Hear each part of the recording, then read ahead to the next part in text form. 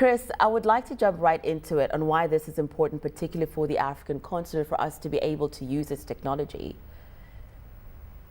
So we released a recent report that said Africa is actually the fastest growing mobile region in the world. I mean, it's quite astonishing what the growth has been in Africa, and it's the second largest market after Asia. So you have to understand the significant number of Africans already have mobile phones and yet don't have access to healthcare. So what we're doing is working with mobile operators to say, how can we use mobile phones to get access to basic health information, to make sure that voice messages and SMS messages are sent out, but also that they get access to doctors and access to clinicians in countries where often there are many thousand people to every doctor in the country. Chris, what I was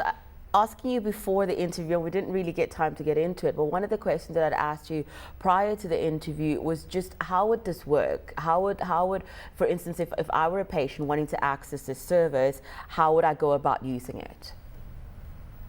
So it varies from country to country in the way the operators roll it out, but it could be something as simple as a phone call into a service to say, you know, you live in a very rural area, you're a very long way from access to traditional doctors and health services, but there is a way you can call and say, my wife is pregnant or my child is ill, and get access to information and then get passed over to other services. In many ways it's preventative as well, sending out voice messages or SMS messages to young mothers or people with HIV and AIDS, giving them advice on the way to lead healthy lives and the way to help them manage their condition. Or at the very far end of the scale, we see some very sophisticated services that are actually using mobile technology to help people live with chronic diseases such as diabetes or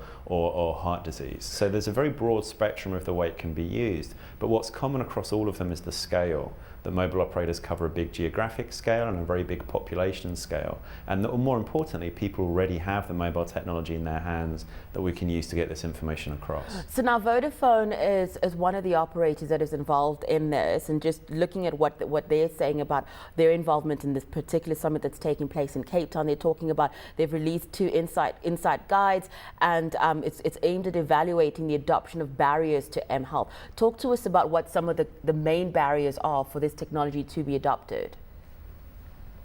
Well, one of the main barriers is scale, and this is something that at this summit and within the GSMA overall we're trying to overcome by working with governments and working with NGOs and other health organisations in the public sector. Mobile operators have this incredible scale that we can bring to services like health. But what we need is to partner with organisations, and really at this conference we're very lucky to have good governmental representation at the conference today to say let's forge those links between the mobile industry and government so that we can overcome whether the barrier is scale or whether the barrier is understanding what conditions we need to build services for and where we can get that critical information to users, how we can work together to really make sure that those services get delivered. Chris, I'd like you to talk about where this has worked on the African continent. So we're seeing a lot of activity in Kenya and in South Africa in particular, where there are services that people use that really range from, as I said, HIV and AIDS to maternal health to quite complex, almost doctor in your pocket services where people have access to information or access to those phone lines. Some services, in particular the mobile operator Etisalat in Africa has launched a service that won an award at our summit in Barcelona earlier on this year,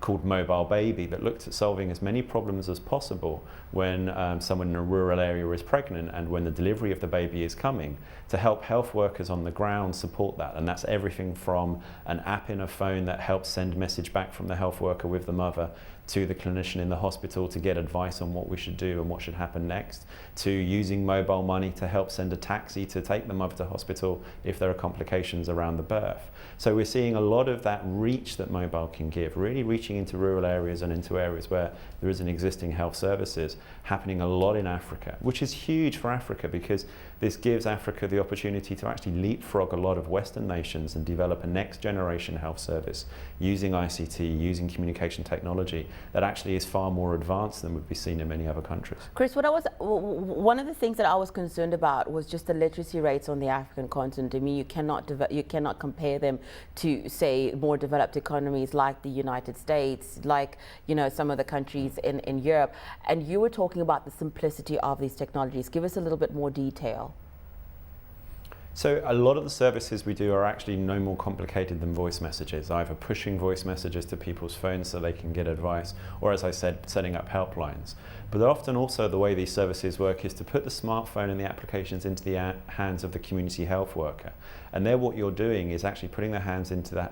phone into the hands of someone who's on the ground, who can then use that phone to really connect them to a much broader and deeper base of information than they would normally have, which helps in terms of their training and helps in terms of their understanding. So literacy needn't be a problem. Literacy is something we can overcome with voice, or we can overcome by putting it into the hands of the community health workers in the regions. So Chris, when you start talking about smartphones, I mean, some of the places you're talking about healthcare practitioners, and some of the areas would be rural areas, you would be talking about nurses, for instance.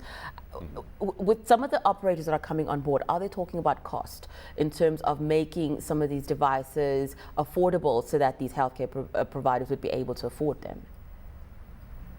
Yeah, I mean, the cost of handsets overall in particular is absolutely crashing. In Kenya, we've seen an $80 Android smartphone, which is actually one of the cheapest smartphones in the world, and that's sold hundreds of thousands in that market and has really driven adoption of smartphones there. So I think we're seeing a crashing of the price of handsets, but also we've seen this across Africa as a continent, mobile operators really look at how they price services to make sure that they are affordable via a very broad range. Services would not have reached the level and scale they have in Africa if they were not affordable and if they were not something that people could use. But also you've got to understand that a lot of these health services are actually offered for free and often done in partnerships with NGOs,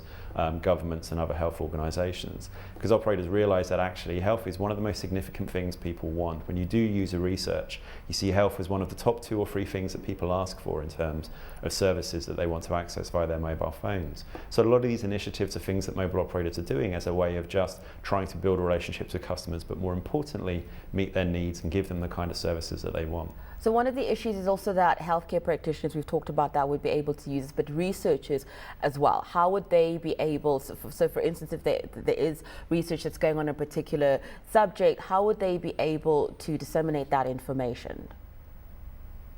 So again, you can do this via smartphones, you can do it quite simply, but the mobile itself also becomes a research or a survey tool. So actually one of the very earliest ways in which mobile played a role in health was when people were doing health surveys. A lot of times we need really critical information to understand how far distributed a disease or a condition is, or really get a good understanding of what the population's health is. And one of the very earliest applications of mobile health was actually surveyors and researchers going into the field, using mobile phones to just send data back to the centre quickly, to gather data, to collect it, and use very simple mobile phone technologies to get that back. So we've seen mobile work as a research tool in terms of gathering. What's now happening with smartphones is it's giving people access to that research data as well.